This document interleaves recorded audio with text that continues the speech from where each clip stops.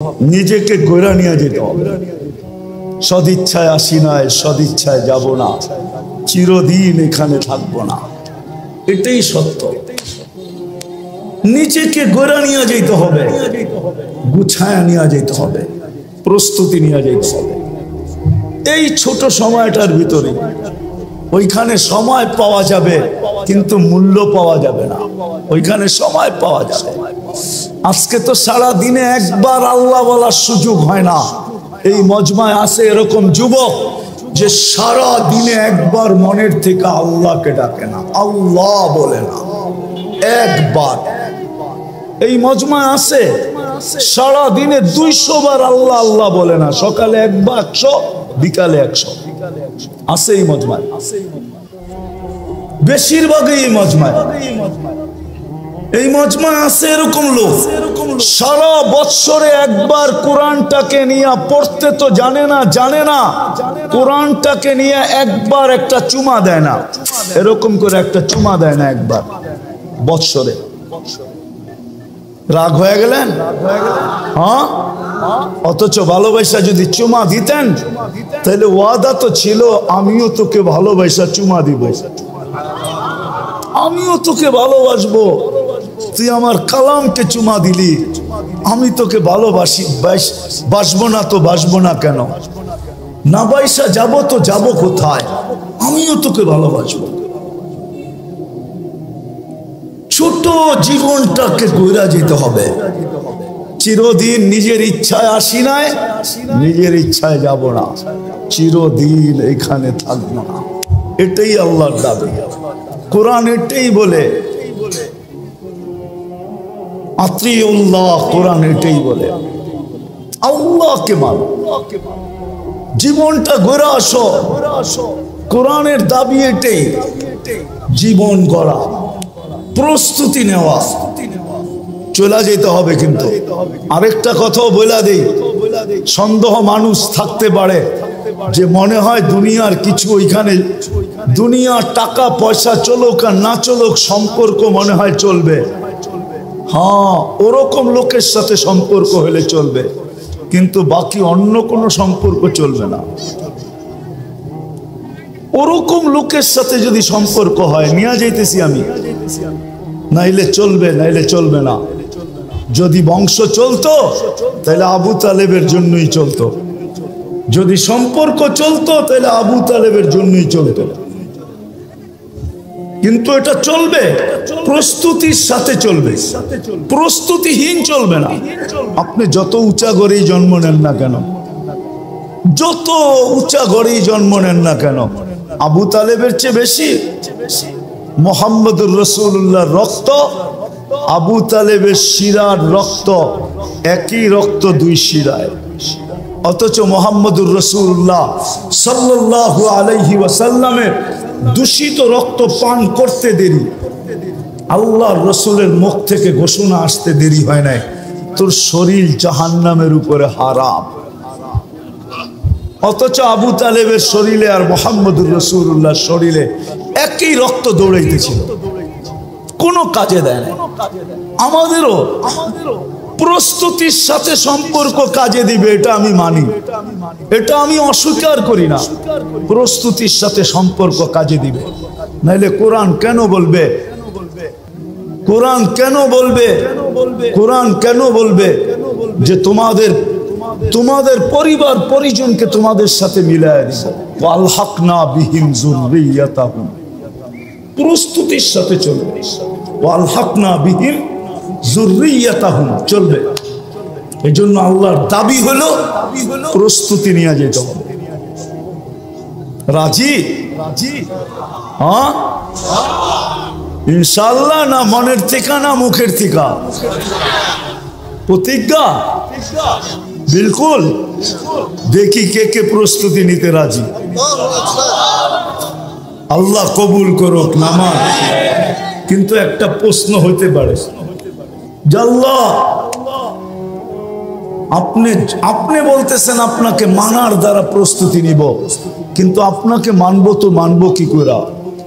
চোখে তো আপনাকে দেখা যায় না, কানে তো আপনার কথা শোনা যায় না, ধ্যান ধারণায় তো আপনাকে আনা যায় না, ধ্যান ধারণায় তো আনা যায় না, বর্ণনা দিয়া তো শেষ করা যায় না। দুনিয়ায় সামান্য পদস্থ মানুষ হইলেই সিরিয়ালের জন্য মাসের পর মাস অপেক্ষা করতে হয় না? নাই বাংলাদেশে এরকম কোনো ডাক্তার আছে?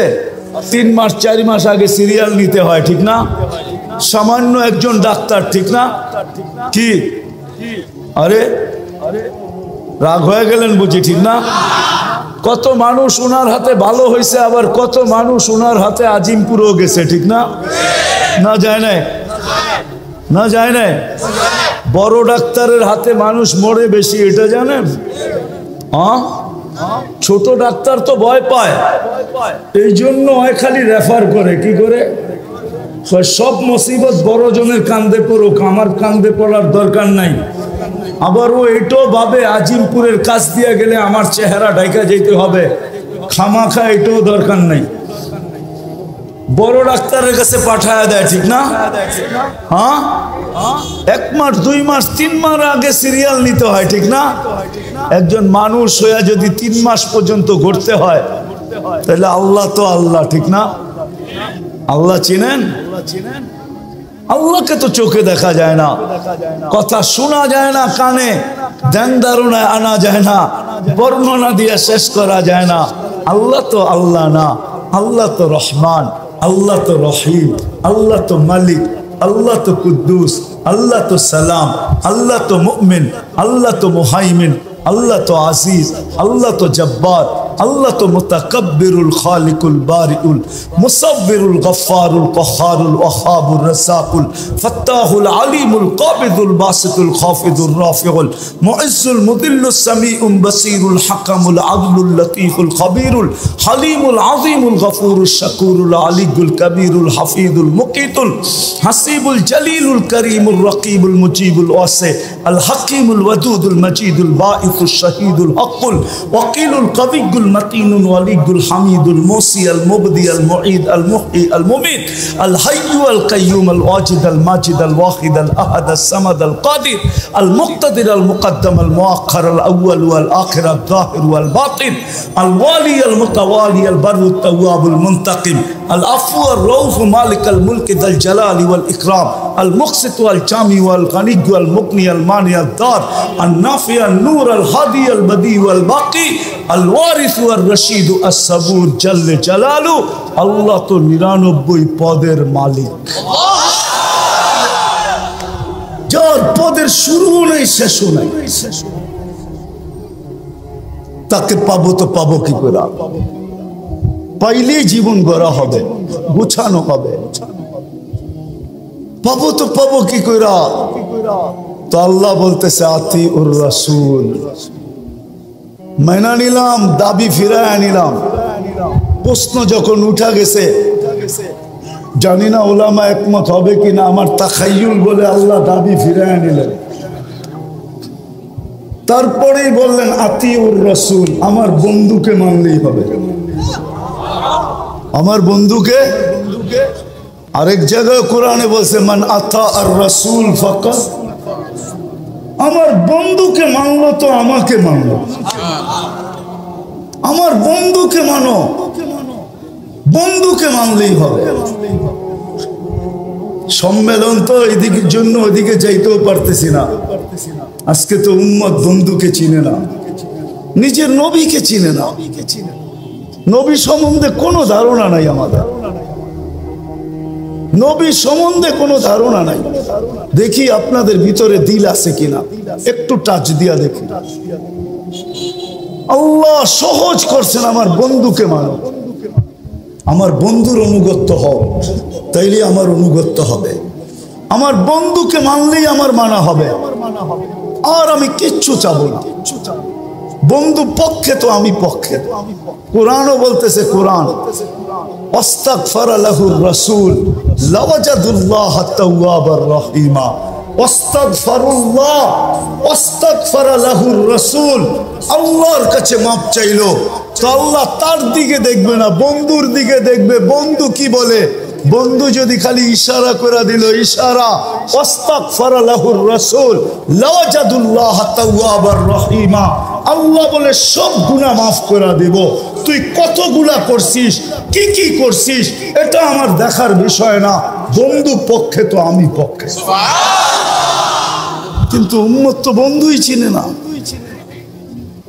কি করলো এটাও জানে না, কি করতেছে এটাও জানে না, কি করবে এটাও জানে না। আজকে তো উম্মত নবী চিনে না। যদি চিনতো তাহলে আমাদের দেশে আবার কাদিয়ানি হয় কি করে? যেখানে মানুষ চিনে, আসল নকল চিনে। হ্যাঁ, যেই ব্যাংকে নকল টাকা চিনার মেশিন থাকে, ওই ব্যাংকে কি নকল টাকা জমা দেওয়া যায় নাকি? ও তো মেশিনে চেক করে নিবে, ঠিক না? হ্যাঁ, খালি জমা দিতে গেলেই হবে, শুধু চেক করে টাকা ছিঁড়া ছেড়া দিবে না, বরং হাত করি লাগা জেলখানায় ঢুকায়া দিবে। তাই না? আমাদের দেশে কি করে হয় কাদিয়ানি? বুঝা গেল নবী চিনে না।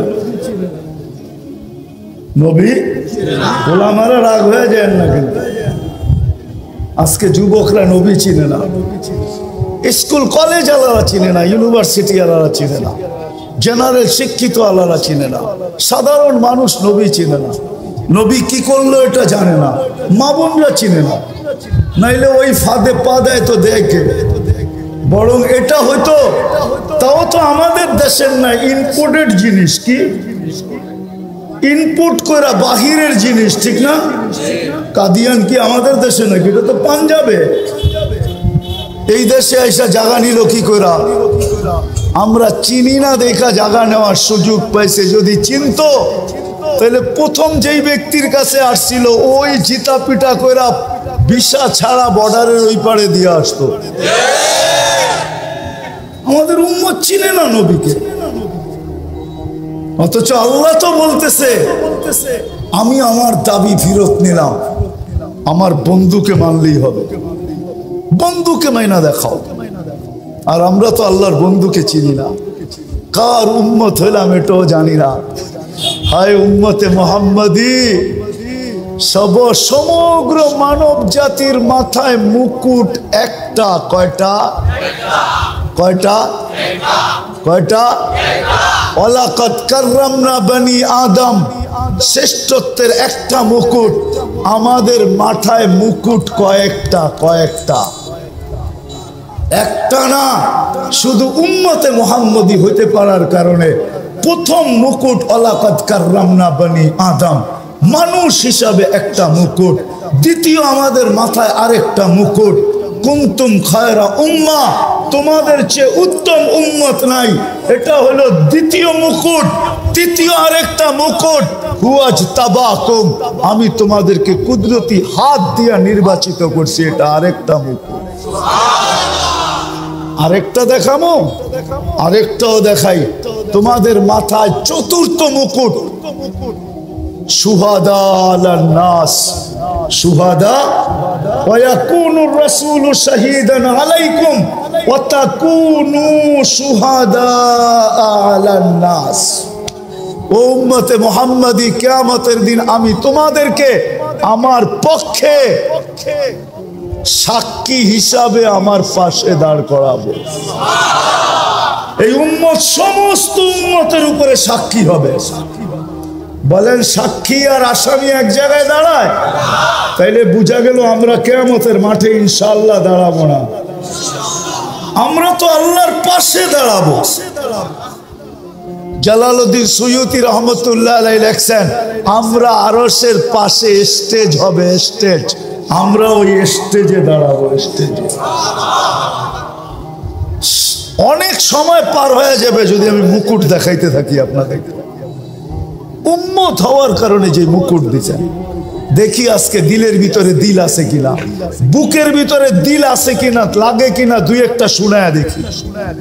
ওই রসুলকে মানার জন্য হয় হয় যিনি সারা জীবন চোখের পানি কোনোদিন ঝরা থামান নাই, যার চোখের পানি উম্মতের জন্য থামে নাই।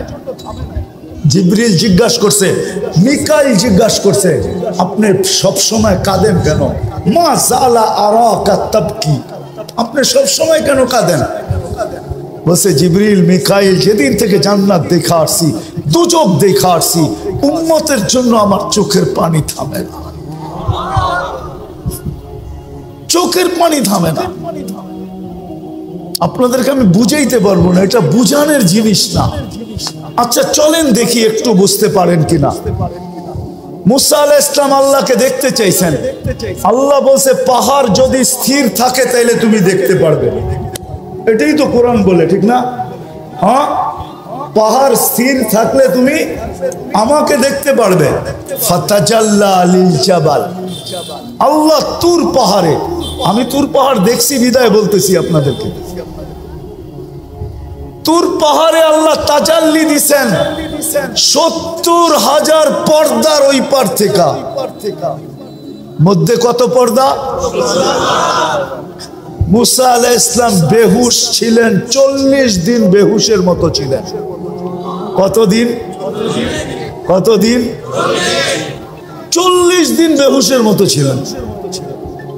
অথচ কাবা কাউসাইনি আদনা, কাবা কাউসাইনি আও আদনা সুম্মা দানা ফাতাদাল্লা।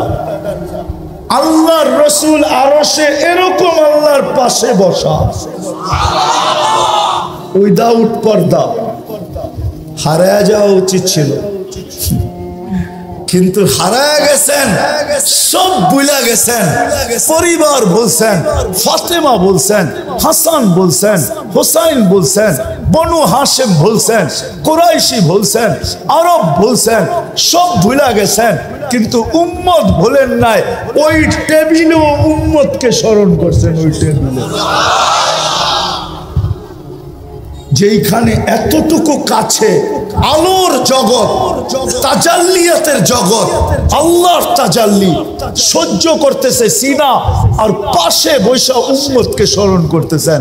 নাইলে আপনি আত্তাহিয়াত পড়েন তো পড়েন কোত্থেকা, ওয়া আলা ইবাদিল্লাহিস সালিহিন।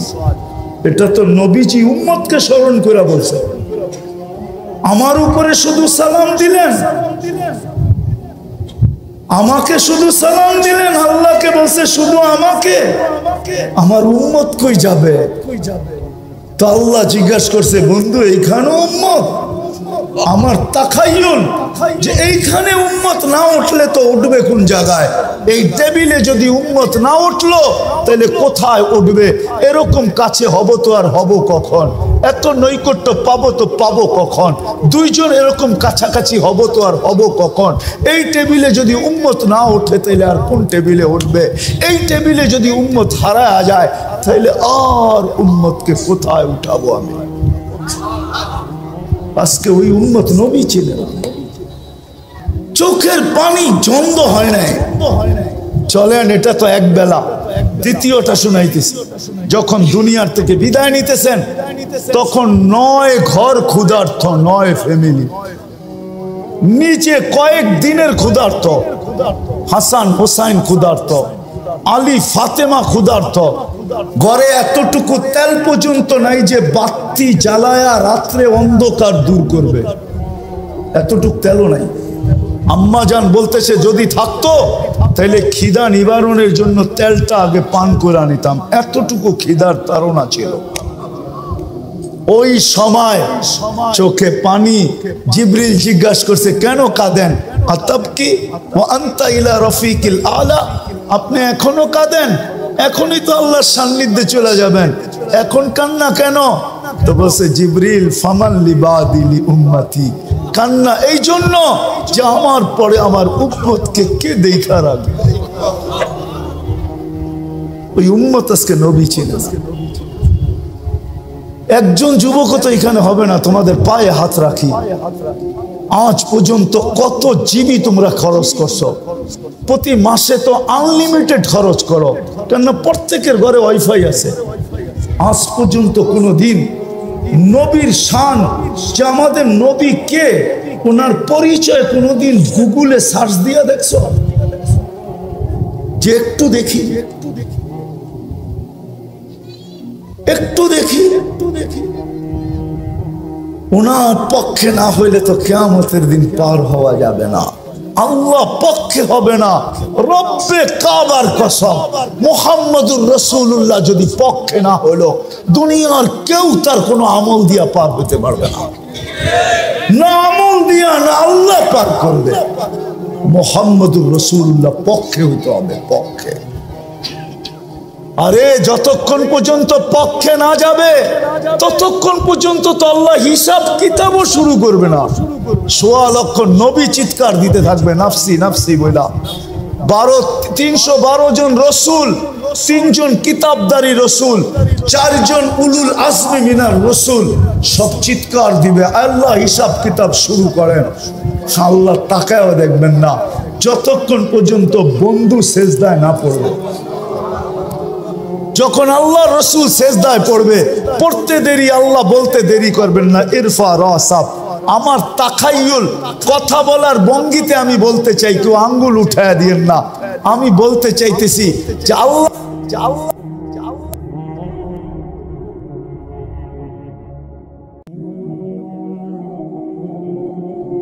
আজকে এই মজমায় কয়জন আছে যে আমি এই প্রথম দিন থেকে আজ পর্যন্ত ডেলি এদের জন্য 2 রাকাত নফল নামাজ পড়তেছি? আমি ওলামাদের পায়ে হাত রাইখা বলবো, ওলামাও নাই, ওলামাও নাই যে ডেলি আমি 2 রাকাত নফল পড়তেছি। অথচ আল্লাহর হুকুম ছিল আস্তাইনু বিসসবরি ওয়াস সালাহ, আমার কাছে সাহায্য চাও নামাজের মাধ্যমে। বিদায় আপনাদের পায়ে হাত রাইখা বলবো, প্রতিবাদ যত খুশি করেন, আমার কোনো আপত্তি নাই, আমি এটার বিরুদ্ধে না, পক্ষে। কিন্তু সাথে সাথে বলবো, আজকের থেকে যতদিন পর্যন্ত এটা মীমাংসা না হয়, আমরা ডেলি 2 রাকাত সালাতুল হাজত পড়বো। কে কে পড়বেন দেখি? দ্বিতীয় আরেকটা, দ্বিতীয় শেষ, এটা ৫ম নম্বর শেষ। হাদিসে আছে সাদকাতু তারুদ্দুল বালা, সমস্ত বিপদ সদকা দ্বারা দূরীভূত হয়। মুসলমানের উপরে এর চেয়ে বড় কোনো বিপদ হইতে পারে না, যেটা বর্তমানে গাজায় চলতেছে। এর চেয়ে বড় কোনো বিপদ মুসলমানদের উপরে বর্তমানে হইতে পারে? আপনি কি মানেন এর চেয়ে কোনো বড় বিপদ আছে? যেখানে বাইতুল মুকাদ্দাসকে গিলা খায়া ফেলতে চাইতেছে প্রথম কেবলা, এর চেয়ে বড় বিপদ কি হইতে পারে? তাইলে এই বিপদকে দূর করার জন্য আজকের থেকে আমরা 1 টাকা সদকা করব। 1 টাকা করবেন? দেখি কে কে করেন। আমি আপনাদেরকে পদ্ধতি বইলা দিতেছি, পদ্ধতি সহজ। ডেলি 1 টাকা দেওয়া মনে নাও থাকতে পারে, আপনি 10 দিনের নিয়ত করে 10 টাকা দিয়ে দেন, 30 দিনের নিয়ত করে 30 টাকা দিয়ে দেন, সদকা করেন। শুধু প্রতিবাদ করলে চলবে না, এর বেশি আপনার আমার কাছে করার কিছু নাই। আপনি চিৎকার দিলেও কোনো লাভ নাই, রক্ত মাথা ফাটাইলেও কোনো লাভ নাই, কেননা বহুত দূর আমরা প্রতিবাদ করতে পারি। কিন্তু আমরা 2টা প্রতিবাদের সাথে সাথে আরো 2টা জিনিস করি। একটা হলো সালাতুল হাজাত, নামাজ পড়ি, আর আল্লাহকে কানে কানে বলি, আল্লাহ আবাবিল ঘুরতে দেখি কবে কাজে লাগবে। আল্লাহকে বলি, আল্লাহ আবাবিল উঠতে দেখি কবে কাজে লাগবে। মশা আমাদেরকে কাটতে দেখি কবে কাজে লাগবে। চিৎকারের ফেরেশতাকে ঘুমাইতে দেখি কবে কাজে লাগবে। বাতাসের ফেরেশতাকে ঘুমাইতে দেখি কবে কাজে লাগবে। জিবরিল এখন তো আর ওহির বাহক না, তার 600 নাম ছিল কিফিল, বনি ইসরাইলের বদমাশ। প্রতি রাত্রে খরচ করতেন ব্যভিচারের পিছনে, ব্যভিচারের পিছনে। বর্তমান টাকায় 50 থেকে 60 লক্ষ টাকা বর্তমান টাকায়। একদিন নিয়ে আসছেন এক মহিলাকে, কামরায় ঢুকায় দিয়া বলতেছেন, আমি প্রস্তুতি নিয়ে আসতেছি। যখন প্রস্তুতি নিয়ে আসছেন তো দেখতেছেন এক কোনায় বসে কাঁদতেছে। তো জিজ্ঞাসা করতেছে, কাঁদিস কেন? তোকে তো জোর করে নিয়ে আসি নাই, টাকা দিয়া নিয়ে আসছি। তো বলছে, শুন কিফিল, আমি বাজারি মেয়ে না, বিপদের কারণে তোর হাতে ধরা দিতে বাধ্য হয়েছি, কিন্তু আমি কাঁদতেছি কেন জানিস? যে কালকে এই চেহারাটা আল্লাহকে কি করে দেখাবো, কালকে এই চেহারাটা আল্লাহকে কি করে দেখাবো। এতটুক কথা কিফিলের দিল ফেরা গেছে। পয়সাটা হাতে উঠায় দিয়া বলছে, বোন তোর গায়ে হাত দিব না, কিন্তু একটা অনুরোধ করব, আমি তওবা করতেছি, তুই চোখের পানি দিয়ে আল্লাহকে একটু বইলা দে। ওই রাত্রেই কিফিলের মৃত্যু হয়েছে। ঘরের দরজায় সোনালী অক্ষরে লেখা উঠছে, কদ গফারাল্লাহু লিকিফলিন, আল্লাহ কিফিলকে মাফ করে দিয়েছে। জীবন পরিবর্তন হইতে অনেক কথার প্রয়োজন হয় না, দু চারটা কথাই যথেষ্ট। মালিক ইবনে দিনার রহমতুল্লাহ আলাইহির জীবন চেঞ্জ হয়েছে শুধু স্বপ্নের একটা কথা দিয়া। একমাত্র মেয়ে ছিল, একমাত্র মেয়ে তার ছোট বয়সেই মারা গেছে। স্বপ্নে মেয়ের সাথে দেখা হয়েছে, কাহিনী বড় লম্বা, আমি শর্ট করতেছি, আসল যেটা সেটা বলতেছি। তো ছেলে মেয়ে বাপের হাত ধরে বলছিল, আব্বা এখনো কি মুসলমানের ফিরে আসার সময় হয় নাই? এতটুক কথা তার জীবন চেঞ্জ। এই জন্য কথা লম্বা হবে না, ধ্যান যত হবে আমার বিশ্বাস তত কথা তত বেশি দিলে গাঁথবে। নড়াচড়া যত কম হবে তত বেশি কথা দিলে গাঁথবে। তো যেটা বলতেছিলাম, অস্তিত্ব সদিচ্ছায় না, আর যাওয়াটাও সদিচ্ছায় না, আবার এইখানে চিরদিন থাকাও না। কেউ চিরদিন থাকবে না। দুনিয়া এটার প্রমাণ দিতেছে। ডেলি 4 থেকে 5 লক্ষ মানুষ ডেলি উঠা যাইতেছে। আবার আপনি বলবেন তেমন আসতেছে, জন্ম নিতেছে, মানি, কিন্তু একদিন উঠানোটা উপরে হবে, আশাটা কমে আসবে। উঠতে উঠতে একদিন দুনিয়া শূন্য হবে, এটাই সত্য। দুনিয়া শূন্য হবে, নাইলে হাদিসে এই কথা আসতো না। কোন এক পর্বে আল্লাহ মালাকুল মউতকে জিজ্ঞাসা করবে, মাম বাকিয়া আলা যাহরিল আরদ, জমিনে কে বাকি? মালাকুল মউত বলবে, লা আলাল আরদি আহাদ, জমিনে কেউ বাকি নেই। সব টোকায় টোকায় নিয়ে আসছি, কুরায় কুরায় নিয়ে আসছি, খুঁজা খুঁজা নিয়ে আসছি। আল্লাহ জিজ্ঞাসা করবে, আইনাল্লাযীনা কানু ইয়াঈশুনা ফি বুরুজিম মুশাইয়্যিদা, ওরা কোথায়? যারা বড় বড় উঁচা উঁচা দেওয়ালের ভিতরে বাস করত, চতুর্দিকে পাহারা আর পাহারা, টেকনোলজি আর টেকনোলজি, মেশিন আর মেশিন। যারা মৃত্যুকে স্বপ্নেও ভাবত না, ওরা কোথায়? আল্লাহ জানেন। মালাকুল মউত বলবে, ওদেরকেও নিয়ে আসছে, কেউ বাকি নাই। হ্যাঁ, বাকি আছে আহলুস সামাওয়াত, আকাশওয়ালারা বাকি। ও আনতাল হাইয়ুল্লাযী লা তামুত, আর আপনি চিরঞ্জীব। আল্লাহ বলবে, লাগা আকাশে ঝাড়ু, 7 আকাশে ঝাড়ু দিবে।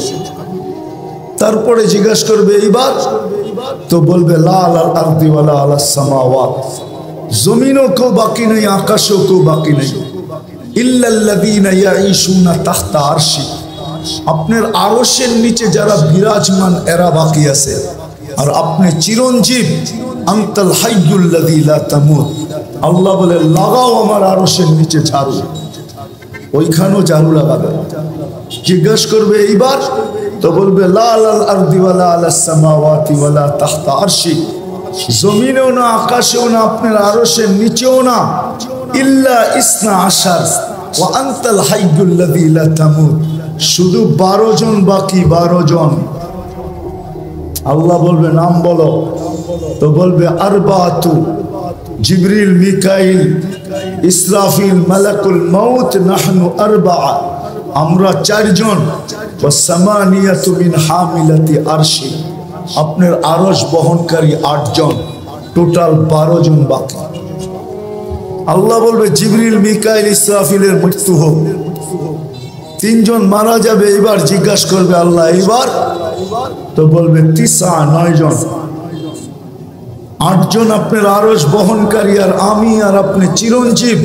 আল্লাহ বলবে, ফালিয়ামুত হামিলাতা আরশি, আমার আরশ বহনকারীদেরও মৃত্যু হোক। তারপরে আল্লাহর আগে জিজ্ঞাসা করবে এইবার বল কে? তো বলবে আনা ওয়ান্তাল হাইয়ুল্লাযী লা তামুত, আমি এবং আপনি চিরঞ্জীব। আল্লাহ বলবে ফাতামুত আনতা, এবার তোমার পালা। লিআন্নী কাতাবতুল মাউতা আলা মান তাহতা আরশি, এটাই আমার সিদ্ধান্ত, এটাই সাইনবোর্ডে লেখা আছে। আমার আরশের নিচে যে আছে তাকে মৃত্যুর স্বাদ পান করতে হবে। আল্লাযী হাইলা ইয়ামুত, যে চিরঞ্জীব, ফাহুয়া ফাওকা আরশি, সে আমার আরশের উপরে বিরাজমান। মালাকুল মউতকে আল্লাহ বলবে ফাতামুত, এবার তোমার পালা। তো সায়ুলকি আলাইহি সাকারাতুল মউত, আল্লাহ মৃত্যুর যাতনা ঢালবেন। তো একটা চিৎকার দিবেন, চিৎকার, বিইজ্জাতিকা ওয়া জালালিক, তোর ইজ্জত আর জালালের কসম, লাউ আলিমতু সাকরাতাল মউত, যদি সামান্যতম মৃত্যুর যাতনা আমার জানা থাকতো, তো মা কাবাস্তু আরওয়াহাল মুমিনিন, কোন মুমিন মুসলমানকে আমি এত কষ্ট দিয়ে নিয়ে আসতাম না। সত্য এটাই, থাকার সুযোগ কারো নাই। চলে আসছি আসল জায়গায়, নিজেকে গইরা নিয়ে যেতে হবে। দুনিয়ার পরিচয় পরিচিতি চলবে না, এটা দুনিয়ার ভিতরে। যালিকা মাতাউল হায়াতিদ দুনিয়া, এটা দুনিয়ার পরিচয় পরিচিতি, এটা দুনিয়ার পরিচয় পরিচিতি। জাআলনাকুম শুউবান ওয়া কাবাইলা লিতাআরাফু, বিভিন্ন বংশে বিভক্ত, বিভিন্ন পেশায় বিভক্ত, এটা দুনিয়ার পরিচয় পরিচিতি। এই জন্য তো আমি বলি, ইচ্ছা করলে আমি দুনিয়ায় সেলিব্রিটি হতে পারি, তাতে কিছু আসে যায় না। দুনিয়ায় বড় আকর্ষণের পাত্র হতে পারে, তাতে কিছু আসে যায় না। দুনিয়ার আকর্ষণের পাত্র সাময়িক। একটু ভালো মতে বুঝি যুবক, যৌবন যতক্ষণ আছে ততক্ষণ তোমার উপরে চোখ উঠতে পারে, আমি মানি। কেউ তোমার জন্য ওড়না গলায় পেঁচাইতে পারে, এটাও মানি। কেউ তোমার জন্য জান দেওয়ার ধমকি দিতে পারে, এটাও মানি। যতক্ষণ যৌবন আছে, যৌবন নাই, তোমার দিকে কেউ চক্ষু উঠায়ও তাকাবে না। বরং তুমি যদি তাকাও তাহলে এক গাদা গালি দিবে তোমাকে, এক গাদা গালি, এক বস্তা গালি দিবে তোমাকে। বলবে বুইরা তো হইলো কিন্তু গাছ বাওয়া ছাড়লো না। বলবে বুইরা তো হইলো কিন্তু খাটাসি অভ্যাসে কোনো গেল না। যৌবন যতক্ষণ আছে ততক্ষণ তোমার ভ্যালু আছে। মাল আল্লাহর কাছে, মাল যতক্ষণ আছে ততক্ষণ ভ্যালু আছে। আমরা দেখি, বাংলাদেশেই তো থাকি, পথ যতদিন থাকে তো ফাইল নিয়ে মানুষকে ঘুরাইতে থাকে, জুতাগুলা ক্ষয় করাইতে থাকে। কিন্তু যেদিন রিটায়ার্ড হলো তার পরের দিনই উনি ফাইল নিয়ে এখন টেবিলে টেবিলে ঘুরতেছে। ভ্যালু শেষ। দুনিয়া ওনাকে দেখা হাসতেছে যে আপনি টেবিলে টেবিলে তো এতদিন সবাইকে ঘুরাইতেন, এখন তো দেখি আপনিই ঘুরেন। কলিকরা এখন ওনাকে দেখা মুস্কি মুস্কি হাসে, আর সবাই বলে তুমি ঘুরতে থাকো ফাইল নিয়ে, বহুতকে ঘুরাইছো, এখন তুমি ঘুরা দেখো ঘুরতে কেমন মজা লাগে। সত্য এটাই। সদিচ্ছায় আসি নাই, সদিচ্ছায় যাব না, চিরদিন এইখানে থাকবো না। প্রস্তুতি নিয়ে যেতে হবে, এটাই দাবি, আর কিচ্ছু দাবি না। যিনি অস্তিত্ব দিয়েছেন ওনার দাবি এতটুকু, প্রস্তুতি নিয়ে আসো, নিজেকে তৈরি করে নিয়ে আসো, নিজেকে গুছায়া নিয়ে আসো, এটাই ওনার দাবি, আর কিচ্ছু না। ছোট জীবনটার বিনিময়ে এটাই দাবি। 60-70 বৎসরের বিনিময়ে। 60-70 বৎসরও তো না, এই উম্মতের জন্য তো 60-70 বৎসরও না। এই উম্মতকে 70 বৎসর দিয়েও আল্লাহ ভাবছেন যে এটা ভালোবাসার বিপরীতে যায় কিনা। আমি তো এদেরকে ভালোবাসি, 60-70 বৎসরে যদি প্রশ্ন উঠায়া দেয় যে তাইলে আর ভালোবাসা হইলো তো হইলো কি, 70 বছর জীবন দিলেন, 60 বছর খাটাইলেন, 70 বছর খাটাইলেন, তো ভালোবাসার প্রমাণ হলো তো হলো কি? এই জন্য আল্লাহ 2 পর্বে এই উম্মতের জীবনকে কমায়া দিছেন। প্রথম 15 বছর মাফ, বালেগ হওয়া পর্যন্ত মাফ, রুফিয়াল কলম সবি হাত্তা ইয়াবলু, বাচ্চা যতক্ষণ পর্যন্ত বালেগ না হয় কলম তার বিরুদ্ধে যায় না। 15 বছর মাফ এই উম্মতের জন্য। রইল আর কতটুকু? এটুকু মনে হয় বেশি খাটা মনে হইতেছে, আবার আল্লাহ আবার কমায়া দিছেন। 24 ঘন্টায় যতক্ষণ আমরা ঘুমে থাকি কলম উঠানো থাকে, আমাদের বিরুদ্ধে যায় না, এটাও মাফ। এই ছোট জীবনটা দিছেন ঘুরে যাওয়ার জন্য। এই জন্যই তো যে লেখছে বড় সুন্দর লেখছে, তারপরেও যদি গড়তে না পারলো তাহলে ওর চেয়ে বড় হতভাগা কেউ নাই, ওর চেয়ে বড় কপাল পোড়া কেউ নাই, ওর চেয়ে বড় হতভাগা কেউ নাই, ওর চেয়ে বড় কপাল পোড়া কেউ নাই। কোরআনও এটাই বলে, কুতিলাল ইনসানু মা আকফারা, মানুষ তোকে অকৃতজ্ঞতা ডুবায়া দিল, তুই অকৃতজ্ঞ হলি তো হলি কি করা? তোর থেকে বেশি তো চাই নাই আমি। 60 বছর দিলেও তো 2 পর্বে লম্বা একটা সময় কনসিডার করছি, মাফ করে দিছি। সময়টা তোর বিরুদ্ধে যাবে না, ছোট্ট একটু সময় তোর কাছে থেকে যাবে, এটাও কাজে লাগাইলি না। হায় মানুষ, তোর চেয়ে বড় অকৃতজ্ঞ তো কেউ নাই। কোরআন বলে কুতিলাল ইনসানু মা আকফারা, ও মানুষ তোর চেয়ে বড় অকৃতজ্ঞ তো কেউ নাই, না শুকরা তো কেউ না। রাব্বিকাল কারীম, যে আল্লাহ দয়ার ভান্ডারের দরজা পুরাটা খুলে দিল, এই উম্মতের উপরে ভান্ডারটা পুরা ঢাইলা দিল, ওই আল্লাহর থেকে তুই দূরে সরলি তো সরলি কি করে? বিমুখ হলি তো হলি কি করে?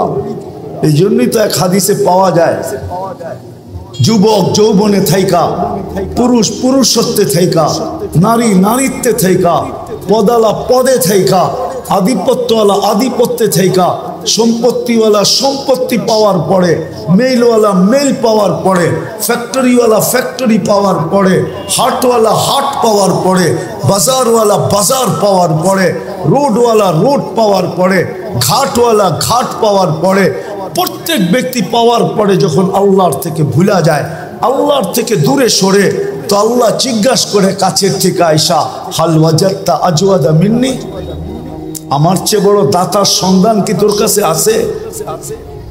বলেন আছে নাকি? হ্যাঁ, কর্ম ছাড়া বেতন কে দিবে? আছে কেউ দেওয়ার? কোন কোম্পানির মালিক আছে যে কর্ম লাগবে না, মাসের শেষে বেতন নিয়ে যাইস? হ্যাঁ, দুনিয়ার তুই তো রীতিনীতি তো উল্টা, যতটুক খাটায় অতটুকু তো দেয় না, ঠিক না?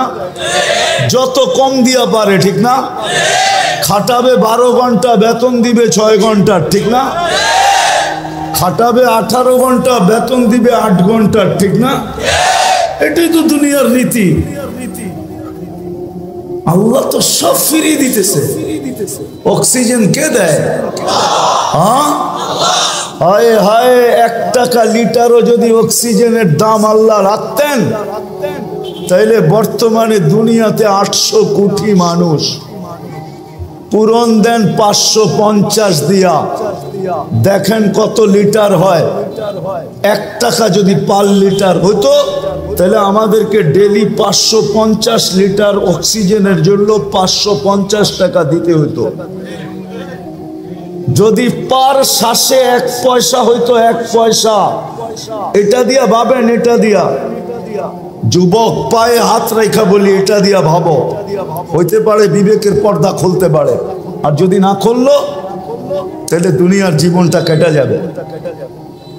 কোন প্রতিরোধ করার কোন মেশিন আসে নাই যে দুনিয়ার জীবনের গতির উপরে প্রতিরোধ তৈরি করবে, বাধাগ্রস্ত করবে, কোন মেশিন আসে নাই। এই গতিকে রোধ করবে আমাদের জীবনের যাত্রার গতিকে রোধ করবে। আপনি বসে আছেন, যাত্রা কিন্তু চলমান। আপনি ঘুমায় আছেন, যাত্রা কিন্তু চলমান। আপনি বেহুশ আছেন, তারপরও যাত্রা চলমান। আখিরাতের যাত্রা কিন্তু থাইমা নাই। দুনিয়ায় কোনো মেশিন আসে নাই যে প্রতিরোধ করবে, কোনো পাওয়ার ব্যাংক আসে নাই ভৈরা রেখা দিবে। বিদ্যুৎ বইরা রাখা যায়, জীবন বইরা রাখা যায় না, কেটে যাবে এটা।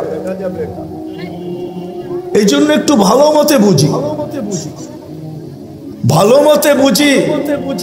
শ্বাসের উপরে যদি বিল ধরতেন তাইলে 1 পয়সা, 1 শ্বাস 1 পয়সা, তাইলে ডেলি 1600 টাকা বিল দিতে হইতো। 1600 টাকা।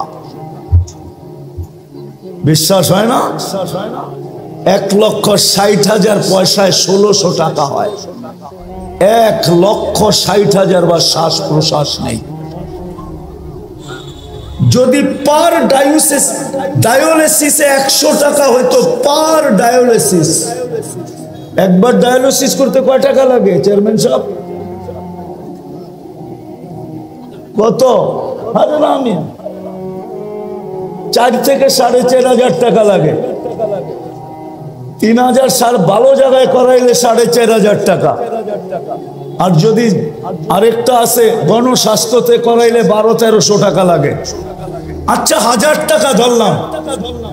আল্লাহ যদি পার ডায়ালিসিসে 100 টাকা নিতেন, 100, তো ডেলি 3600 টাকা ডায়ালিসিসে দিতে হতো। কেননা আল্লাহ কুদরত দ্বারা আমাদেরকে সুস্থ রাখার জন্য ডেলি 36 বার ডায়ালিসিস করে। 36 বার। একটা প্রযুক্তি বলতেছি, একটা প্রযুক্তি। এই ময়দান যথেষ্ট হতো না যদি একটা প্রযুক্তি লাগানো হতো। একটা প্রযুক্তি যেটা আমাদের শরীরের ভিতরে চলমান। আমাদের শরীরের ভিতরে ডেঙ্গু জ্বর এত বিপজ্জনক কেন? এটা তো জ্বরই, জ্বর তো চিরাচরিত ছিল, এটা এত বিপজ্জনক কেন? কি কারণে জানেন? হ্যাঁ, আরে বলতে পারবেন? কেননা আমাদের একটা রক্তের ব্লাড সেল আছে, এটা হলো হোয়াইট ব্লাড সেল। ডেঙ্গু জ্বর হইতে দেরি, হোয়াইট ব্লাড সেল দ্রুত গতিতে নিচে নামতে দেরি করে না। যদি 10,000 15,000-এ চলে আসে, এটার কমসে কম 1.5 লাখ থাকতে হবে, উপরে 4.5 লাখ। 1.5 লাখের নিচে আসলেই ডাক্তার সারাদিন দেখতে থাকবে যে কত কমতেছে। যদি 10-15-তে চলে আসলো তো ডাক্তার বলবে এবার রক্ত দেন। যদি রক্ত দিয়ে উপরে না উঠলো তো ডাক্তারও হাত ধুইয়া বসা যাবে যে মনে হয় আর বাঁচানো যাবে না।